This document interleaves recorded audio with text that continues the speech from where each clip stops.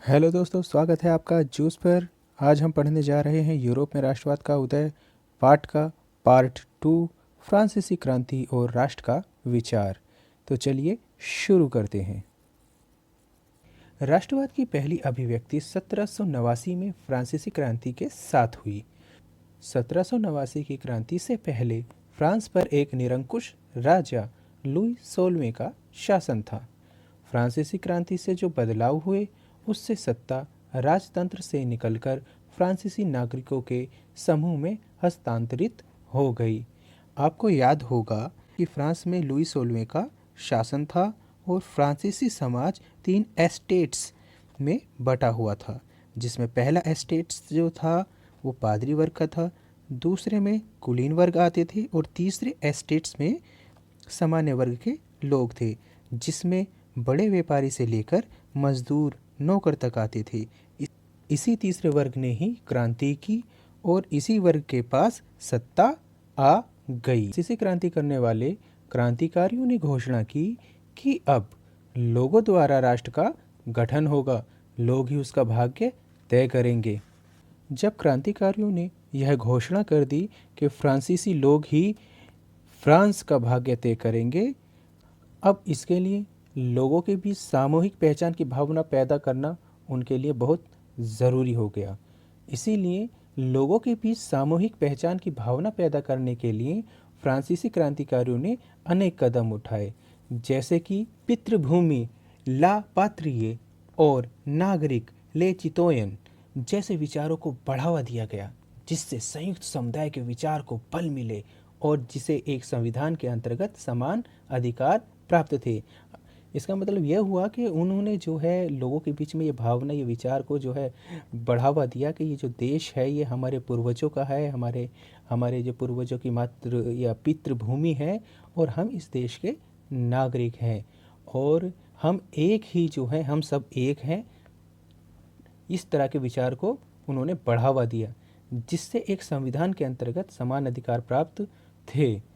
उसके बाद उन्होंने नया फ्रांसीसी झंडा तिरंगा ट्राई कलर 15 फरवरी 1794 को चुना, जिसने पहले वाले राज ध्वज की, जो राजा का जो ध्वज था, जो उसका झंडा था, उसकी जगह ले ली। आप देख सकते हैं 1794 के अंदर फ्रांस का जो है ये वाला झंडा जो है चुना गया था। तो इस झंडे को जो है चुना गया और इसका जो नाम था वो तिरंगा था, जिसे ट्राई कलर भी कहा जाता है। एस्टेट जनरल का चुनाव सक्रिय नागरिकों के समूह द्वारा किया जाने लगा और उसका नाम बदलकर नेशनल असेंबली कर दिया गया। एक केंद्रीय प्रशासनिक व्यवस्था लागू की गई, जिसने अपने भूभाग में रहने वाले सभी नागरिकों के लिए समान कानून बनाए। और क्या क्या घोषणा की? आंतरिक आयात निर्यात शुल्क समाप्त कर दिए और भार तथा नाप की एक समान व्यवस्था लागू की गई।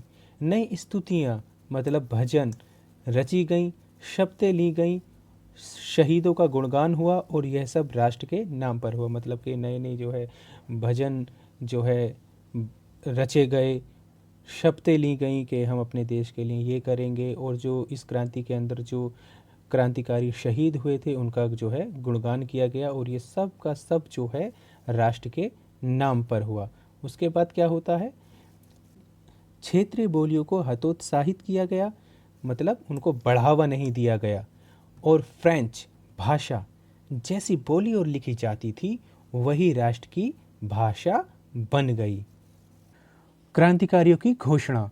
क्रांतिकारियों ने यह घोषणा की कि फ्रांसीसी राष्ट्र का यह भाग्य और लक्ष्य है कि वह यूरोप के लोगों को निरंकुश शासकों से मुक्ति दिलाएगा और फ्रांस यूरोप के अन्य लोगों को राष्ट्रों में गठित होने में मदद करेगा। जब फ्रांसीसी क्रांति की खबरें यूरोप के अन्य इलाकों में पहुंची तो छात्रों और पढ़े लिखे मध्यम वर्ग के अन्य सदस्य जैकोबिन क्लबों की स्थापना करने लग गए। जैकोबिन क्लबों की गतिविधियों और अभियानों ने उन फ्रांसीसी सेनाओं के लिए रास्ता तैयार किया जो 1790 के दशक में हॉलैंड, बेल्जियम, स्विट्जरलैंड और इटली के बड़े इलाकों में घुसी। क्रांतिकारी युद्धों के शुरू होने के साथ ही फ्रांसीसी सेनाएं राष्ट्रवाद के विचार को विदेशों में ले जाने लगी। नेपोलियन नेपोलियन जब फ्रांस का सम्राट बना तो उसके नियंत्रण में विशाल क्षेत्र आया। नेपोलियन ने अनेक सुधारों की घोषणा की जो पहले ही फ्रांस में आरंभ किए जा चुके थे। नेपोलियन ने प्रशासनिक क्षेत्र में क्रांतिकारी सिद्धांतों को शामिल किया ताकि पूरी व्यवस्था अधिक तर्कसंगत और कुशल बन सके। 1804 की नागरिक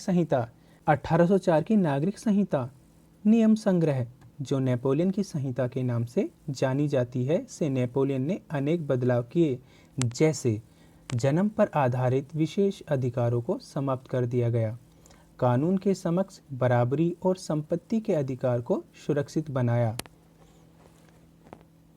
किसानों को भूदासत्व और जागीरी शुल्कों से मुक्ति दिलाई, शहरों में कारीगरों की श्रेणी संघों के नियंत्रण को हटाया गया, यातायात और संचार व्यवस्था को सुधारा गया, कलाकारों को भी अपनी कला प्रदर्शन करने में पूरी आज़ादी मिली, उद्योगपति और लघु उत्पादकों को एक समान कानून, मानक भार तथा नाप और एक राष्ट्रीय मुद्रा से एक इलाके से दूसरे इलाके में वस्तुओं और पूंजी के आवागमन से सहूलियत मिली। इससे जनसाधारण संपन्न बना।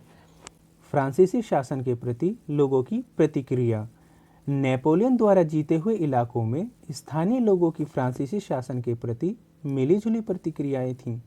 शुरू में अनेक देशों जैसे हॉलैंड और स्विट्जरलैंड और साथ ही कई शहरों जैसे ब्रसेल्स, बेल्जियम, मेंस, जर्मनी, मिलान, इटली, वारसा, पोलैंड में फ्रांसीसी सेनाओं को स्वतंत्रता का उपहार देने वालों की तरह स्वागत किया गया।